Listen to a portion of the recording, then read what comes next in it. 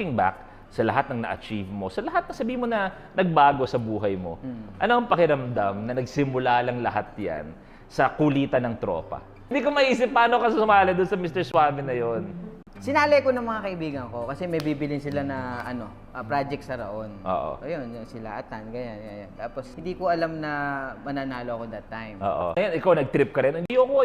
O napag-usapan nyo, game ka kaagad. Hindi, ayoko talaga. Sabi ko talaga sa kanila na, ba't ako sasali dyan? Tingnan nyo nga yung mga mukha, parang patapon na yung buhay. Tapos sabi sa akin, bakit ano akala mo sarili mo? Sabi sa akin ganyan. Tapos ikaw nanalo ka, pumabot ka dyan. Oo. Tapos nung nanalo ka nga, pag uwi mo, parang naging ano ka ba? Naging instant celebrity ka ba sa inyo? Oo, sa bayan namin, sa Baliwag. Yan. Yung time na yun, parang feeling ko ako si Santa Claus. Ganyan. Looking back sa lahat ng na-achieve mo, sa lahat na sabi mo na nagbago sa buhay mo, ano ang pakiramdam na nagsimula lang lahat yan sa kulitan ng tropa?